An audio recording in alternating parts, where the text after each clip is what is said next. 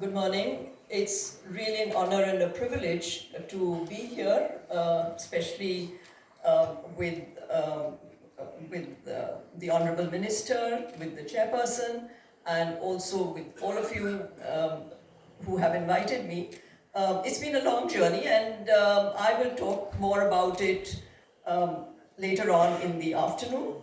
It's a pleasure to see. I was trained by the Archaeological Survey of India, so it's a pleasure to see the Archaeological Survey being warmly greeted, and all my colleagues and friends here, as well as members of the first, the first NMA members who are here. So I will talk more in the afternoon, but it's an honor and it's a pleasure. Thank you. Definitely not a very long period for the existence of an organization.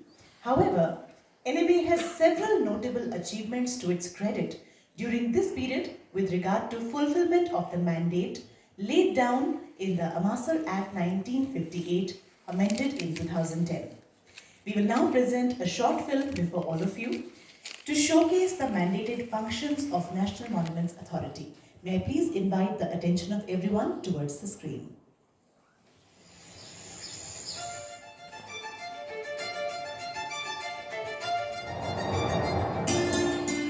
कहते हैं समय पंख लगाकर उड़ता है, लेकिन कुछ सौंदर्य इतना अनुपम होता है कि उसको देखने पर हम मंत्रमुग्ध हो जाते हैं और ऐसा लगता है कि समय का पहिया रुक सा गया है।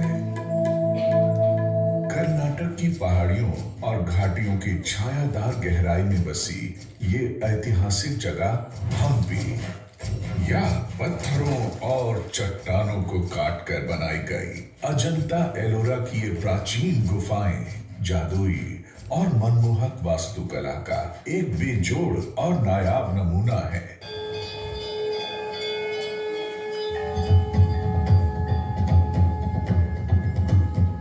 पूरे भारतवर्ष में इन जैसे सैकड़ों अविश्वसनीय प्राचीन प्रोटेक्टिव मॉन्यूमेंट्स हैं जिनसे हम सहज ही जुड़ जाते हैं।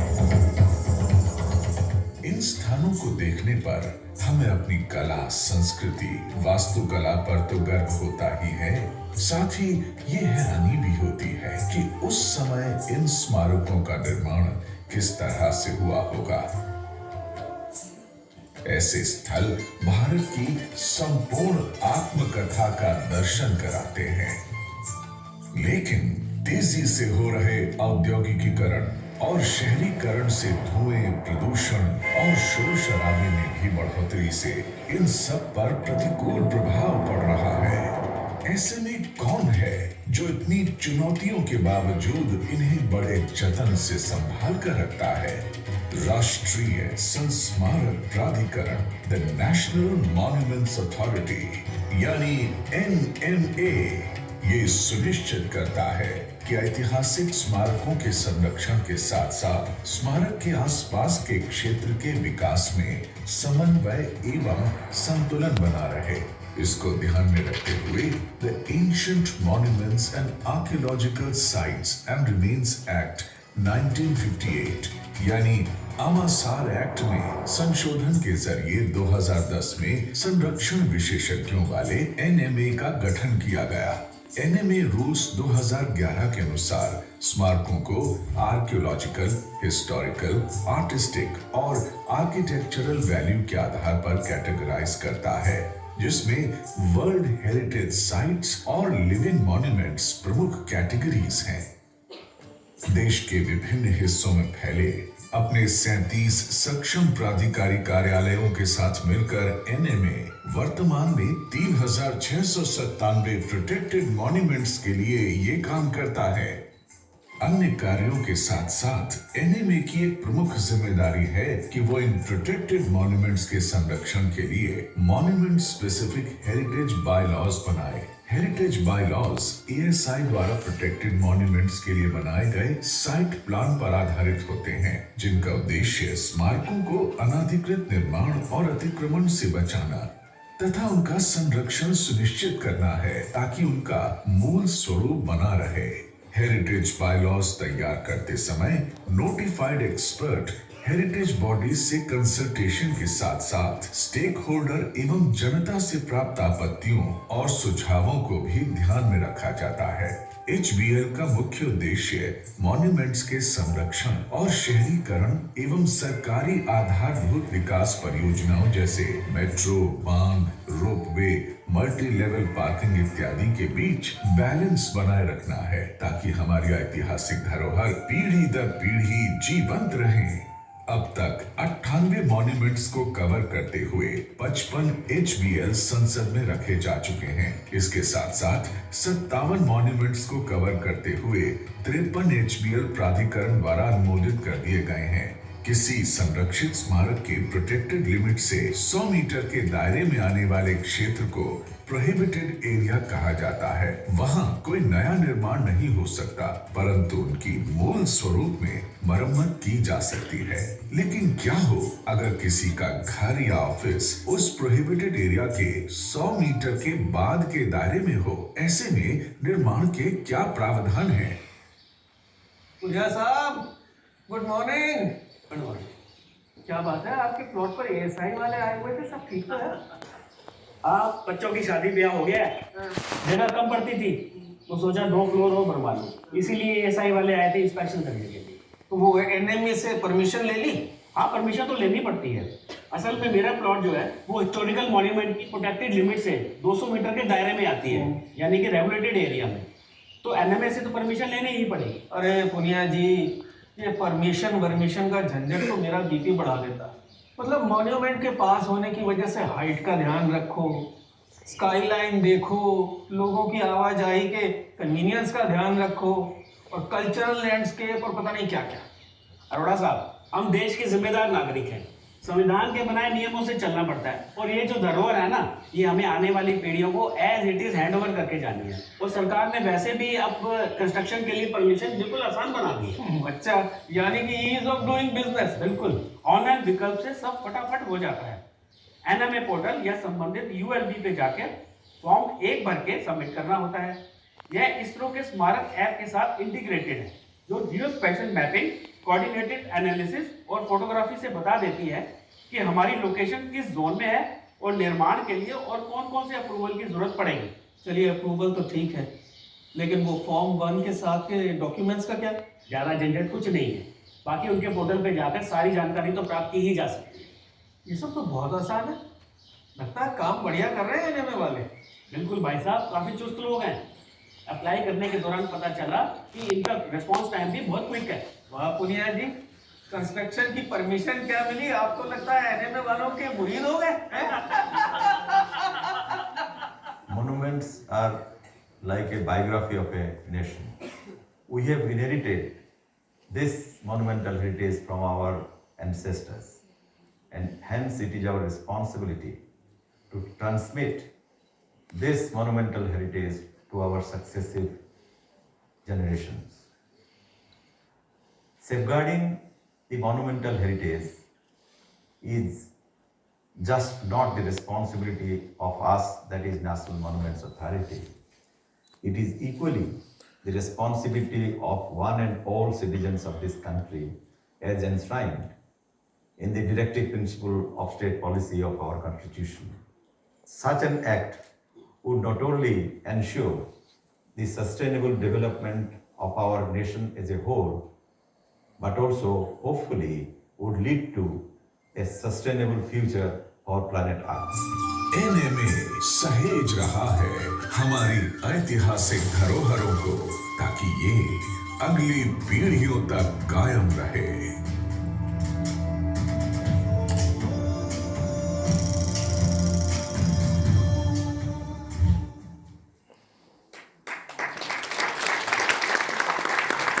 सुंदर फिल्म जिसे अभी हम सभी ने देखा, ये बात सच है कि कला, संस्कृति, वास्तुकला पे हम सभी को गर्व होता है, और ये भी सच बात है कि ये सोच आती है कि उस समय इन मॉन्यूमेंट्स का, संस्मारकों का निर्माण कैसे हुआ होगा। Thank you very much for that wonderful film. Ladies and gentlemen, I think that NMA deserves a big round of applause for the service it has rendered in the preservation of our invaluable heritage. by regulating construction activities in the close vicinity of our centrally protected monuments. May I now request our chief guest, Honorable Minister Shri Gajendra Singh Shekhawat ji, to formally release the annual report for 2023-24 of National Monuments Authority. This report will give full description of all activities of NMA for this period and will be the first such publication of NMA.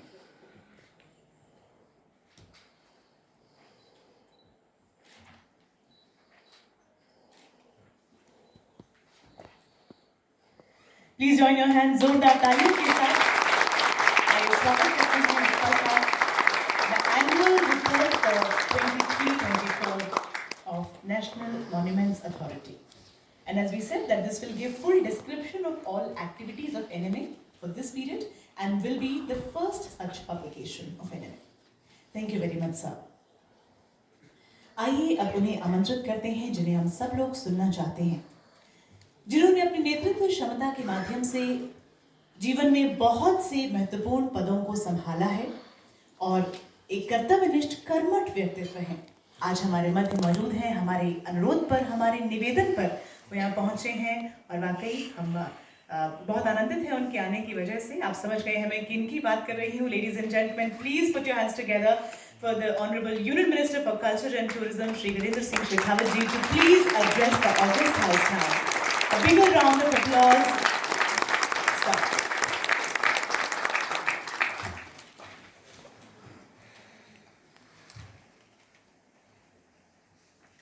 राष्ट्रीय संस्मारक प्राधिकरण के 14वें स्थापना दिवस के अवसर पर पहली बार आयोजित इस कार्यक्रम में मंच पर उपस्थित farmer and founder chairperson of NMA आदरणीय प्रोफेसर हिमांशु प्रभारे जी, मैं अपनी बात कहूँ उससे पहले एनएमए के चेयरपर्सन प्रोफेसर किशोर के बासा जी और एनएमए की पूरी वर्तमान की टीम को इस बात के लिए धन्यवाद देना चाहता हूं कि उन्होंने न केवल एक कार्यक्रम आयोजित किया, अपितु तो कार्यक्रम में जिस विषय को लेकर सबसे बड़ा अभाव सरकार के कामकाज में देखने को आता है, तो बाय पासिंग बैटन्स हम पीछे इंस्टीट्यूशनल मेमोरी की कोई चिंता नहीं करते, हम उसे छोड़ देते हैं, भूल जाते हैं। मैं धन्यवाद करना चाहता हूं कि उन्होंने जब पहली बार हम ये संस्थापना दिवस आयोजित कर रहे, फाउंडेशन डे पे फाउंडर चेयरपर्सन आदरणीय हिमांशु प्रभारी जी को हम सब के बीच में आमंत्रित किया और टेक्निकल सेशंस में उनकी द्वारा, उनके अनुभव से जिन संदर्भों को लेकर के, जिस अपेक्षा को लेकर के आमसार एक्ट में परिवर्तन करके एनएमए को स्थापित किया गया था, तब से लेकर के इस 14 साल की यात्रा में हम जहां तक पहुंचे हैं, तो सबके बीच में एक बार विचार विमर्श हो, इस दृष्टिकोण से उन्हें अपनी बात रखने का अवसर भी प्रदान किया है। मंच पर उपस्थित किशोर के बासा जी, आदरणीय टीएन तिवारी जी और सभागार में उपस्थित सभी देवियों सज्जनों,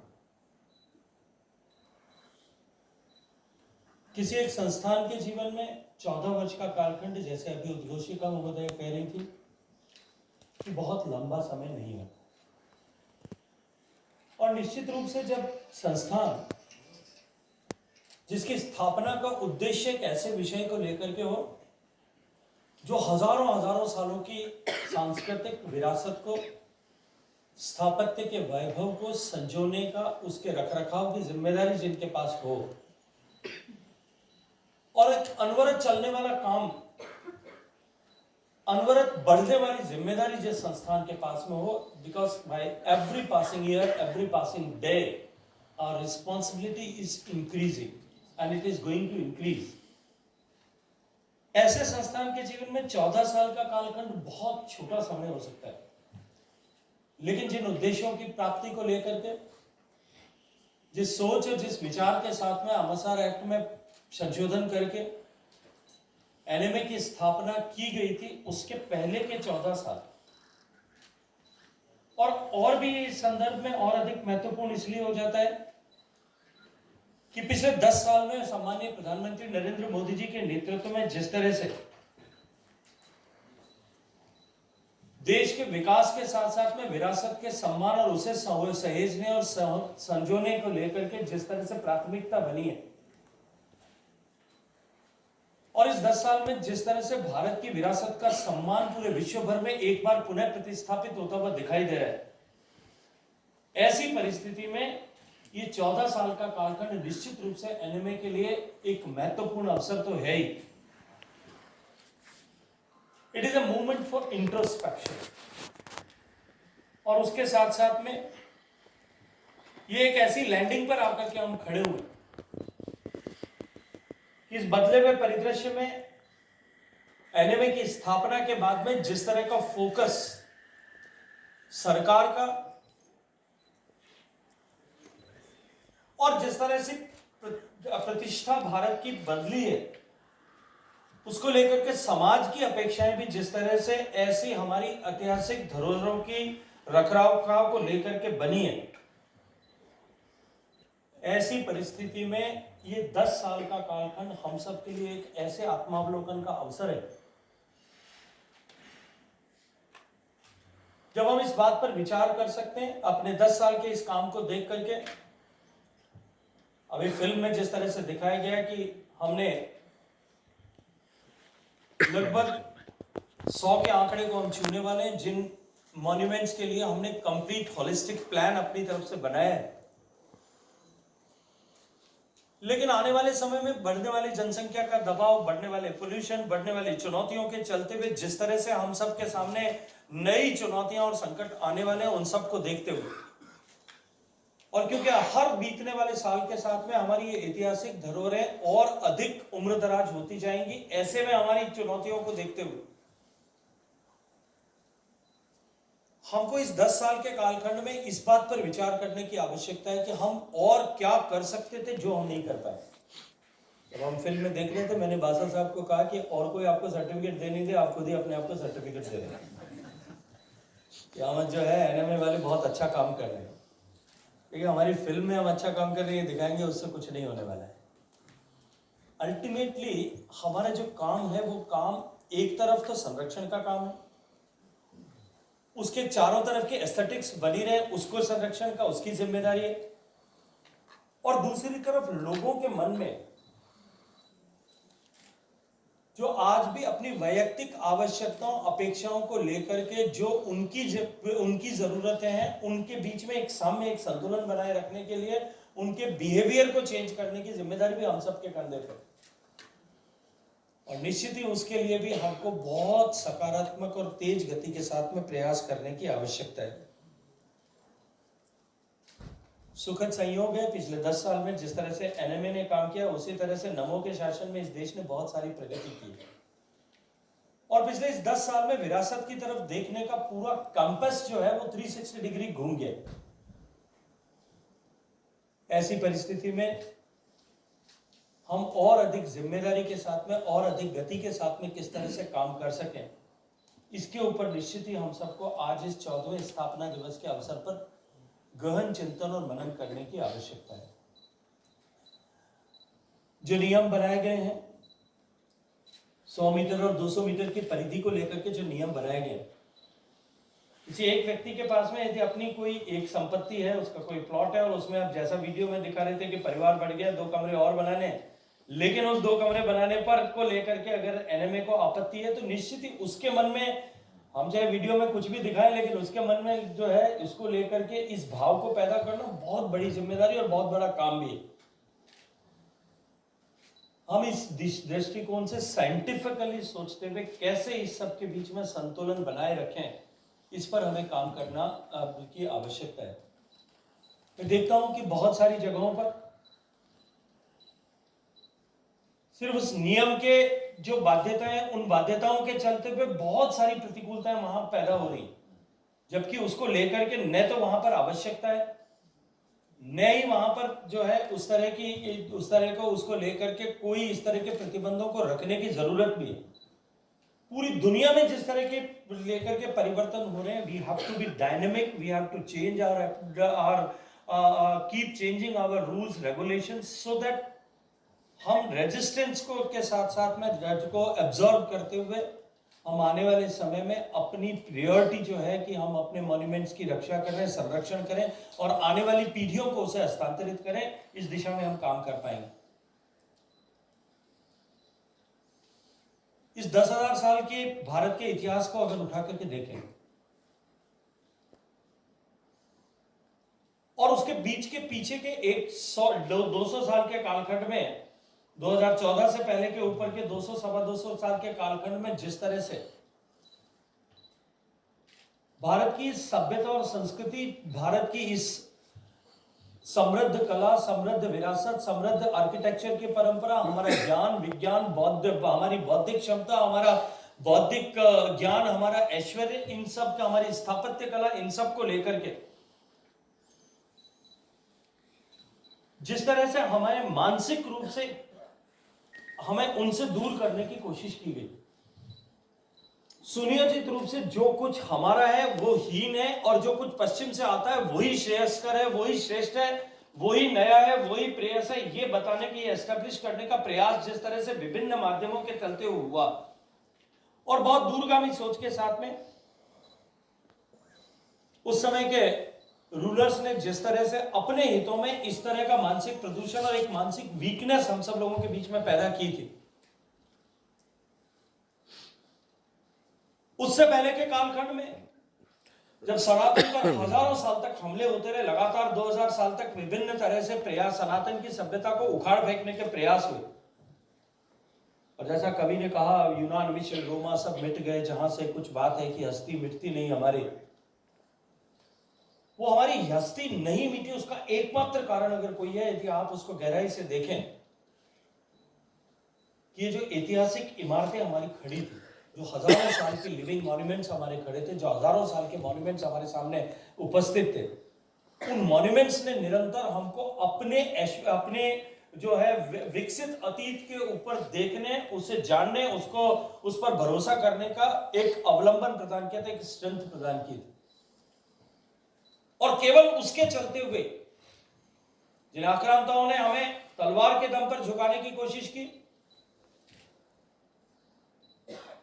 और जिन्होंने बौद्धिक प्रदूषण के माध्यम से जिन्होंने हमें अपने आप को हीन समझाने का ऐसा प्रयास किया, उन दोनों को रोकने में अगर किसी ने सफलता प्राप्त की है और कोई कारण अगर कोई रहा है, भारत का भारतीयत्व अगर कोई जीवित रहा, वो केवल इस कारण से कि हमारी ये ऐतिहासिक धरोहरें जो है वो एक संबल के रूप में खड़ी थी, वो एक चिन्ह के रूप में, एक प्रतीक के रूप में खड़ी थी। वरना इस पीढ़ी को और आने वाली पीढ़ी को जिस मार्ग पर लेकर के लोग गए थे और सह आशय विद पर्पस लेकर के गए थे, आने वाली पीढ़ी को हम चाहे लाख प्रयत्न कर लेते, आप भारत में से इन सारी ऐतिहासिक धरोहरों को हटा दीजिए, आप किसी भी तरह से उनको इस बात के लिए मनाने में कामयाब नहीं होंगे। आप अपने घर परिवार के बच्चों को भी, कि उस समय भारत जो है इतना विकसित था, और ऐसे समय में जब हम ट्रांसफॉर्मेशन के दौर से गुजर रहे हैं, बदलाव के दौर से गुजर रहे हैं,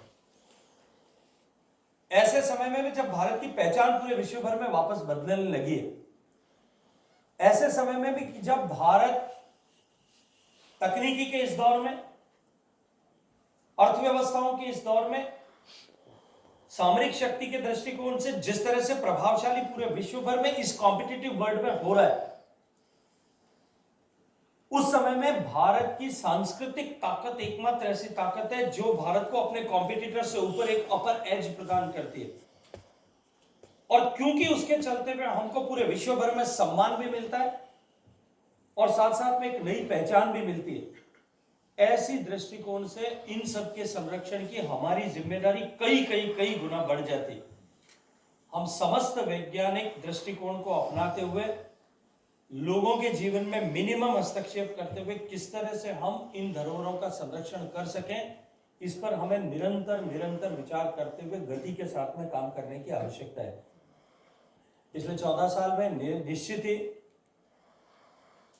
एनएमए बनने के बाद में इस दृष्टिकोण से बहुत सारी सुविधाएं हुई है। डिजिटाइजेशन की इस ताकत के चलते हुए जिसने भारत को एक नई पहचान पूरे विश्व भर में दी है, हमने ईज ऑफ लिविंग के दृष्टिकोण से निश्चित ही सरकार के प्रयासों से, माननीय प्रधानमंत्री जी के निरंतर मार्गदर्शन के चलते हुए, उनके सतत प्रेरणा के चलते हुए निश्चित ही देश में अनेक सरकारी विभागों के काम में हमने ईज ऑफ लिविंग लाने की या ईज ऑफ डूइंग बिजनेस लाने की में सफलता प्राप्त की है। लेकिन ये कोई भी एक स्थायी बेंचमार्क नहीं हो सकता। हमें कंटिन्यूअसली इसको इवॉल्व करते हुए इन प्रोसीजर्स को और अधिक सरल किस तरह से बना सकते हैं, इसके ऊपर काम करना आवश्यक है। वी नीड टू रैशनलाइज, हम इस पर भी विचार कर रहे हैं। आमसार एक्ट में भी हमको कुछ यदि इस दृष्टिकोण से और संशोधन करने की आवश्यकता है, उस दृष्टिकोण से भी उस पर विचार मंत्रालय में विभिन्न स्तर पर किया जा रहा है। लेकिन मैं आप सबको आज इस गरिमामयी अवसर पर बहुत सारी बधाई देते हुए एनएमए ने जिस तरह से राष्ट्रीय धरोहरों के संरक्षण के लिए काम किया है, मैं आप सबको उसके लिए साधुवाद ज्ञापित करते हुए आने वाले समय में हम और गति से काम करें और अधिक जिम्मेदारी के साथ में काम करें और इन ऐतिहासिक धरोहरों को के संरक्षण को लेकर के, क्योंकि जिस तरह से इस वर्तमान की पीढ़ी के लिए ये प्रेरक है, आने वाली पीढ़ी के लिए वे और भी अधिक महत्वपूर्ण होंगी। इस भाव के साथ में हम सब काम करें, इस अपेक्षा के साथ में आप सबका हृदयपूर्वक धन्यवाद, बहुत सारी बधाई। Thank you sir for that enlightening address. बहुत सरल शब्दों में आपने गहरी बातें हम सभी के साथ साझा की। ये कहें कि सार गर्भित बात जो हम सभी के लिए प्रेरणादायी है। आपके उद्बोधन में हमें भारत की सांस्कृतिक धरोहरों की रक्षा के प्रति जागरूक और प्रतिबद्ध होने की वो बात फिर से नजर आती है। आपके मार्गदर्शन और प्रयासों के लिए हम कृतज्ञ हैं।